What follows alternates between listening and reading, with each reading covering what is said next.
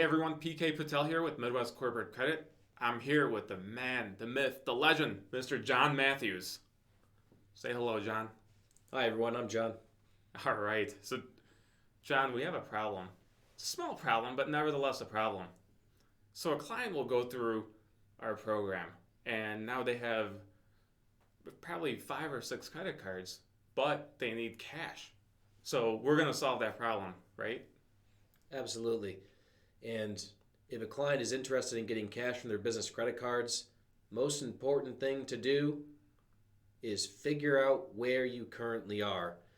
There's plenty of ways to get cash off credit cards, but before we go over the specifics, the client needs to know what their current terms are on all existing credit cards. That includes business as well as personal. So, what I recommend for clients who have just finished the funding program, take a look at your personal credit report and write down a list of any major bank personal credit cards that you currently have. And by major bank, I mean any Visa MasterCard account that can be used to make purchases anywhere credit cards are accepted. So, your Capital One card, your Discover cards, any Visa MasterCard account that you currently have, write down the names of each bank. After writing down the names of each of those banks, log into online banking and download a copy of your most recently issued personal card statement for each of those banks. Reason why you're going to want to get those statements is so that you can figure out the day that your statement is issued each month.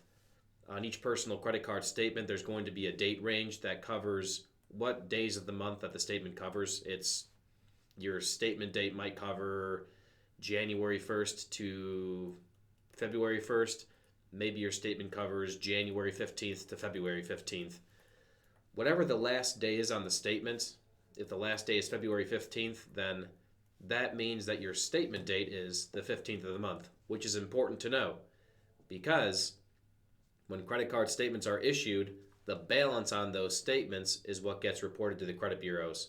So anyways, download a copy of all of your most recently issued statements from any major bank personal credit cards.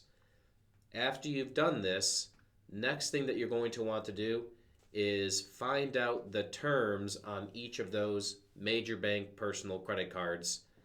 To confirm the terms on your credit cards, you can typically confirm the terms by verifying what's on the statement. One of the pages of the statement should show a page that disclaims what your purchase interest rate is, what your cash advance interest rate is, and what your balance transfer interest rate is. Write down each of those interest rates and save them somewhere safe in an Excel spreadsheet or in a notepad somewhere that you'll have regular access to.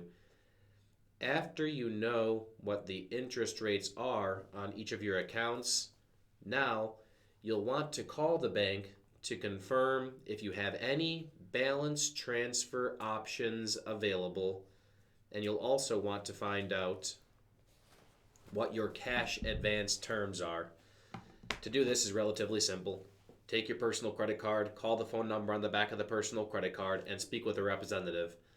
When you have a representative on the phone, ask the representative to confirm, number one, what is my cash advance limit on this credit card? They'll tell you. Number two, do I have any balance transfer options available? If no, fantastic. Log that you don't currently have any balance transfer options available. If the banker says yes, there are balance transfer options available, then write down the terms. Is it a 0% interest balance transfer? If so, for how long? 12 months, 18 months? Write down those terms. If the banker says your balance transfer will not be at 0% interest, that's still good news because you can still do balance transfers. Write down what your balance transfer interest rate is, and then you'll be done with that call. So now we know what your cash advance limit is. We know what your cash advance interest rate is. We know what your purchase interest rate is. We know what your balance transfer terms are, if any, on all of your personal credit cards. Now we know where you are with your personal credit cards. Next thing we're going to find out is, where are you on your new business credit cards? You'll want to repeat this process with your business credit cards. Now, your business credit cards are brand new. You're not going to have access to any business credit card statements yet.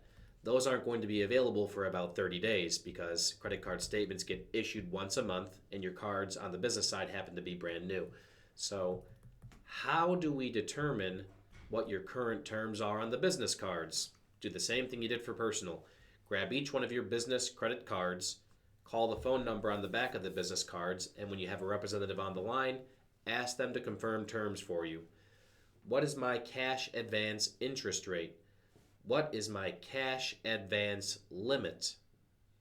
What is my balance transfer interest rate? And also ask the banker to confirm if you have any balance transfer options available. If you have balance transfer options available, the banker should be able to tell you whether there's a balance transfer option available and if it's at 0% interest.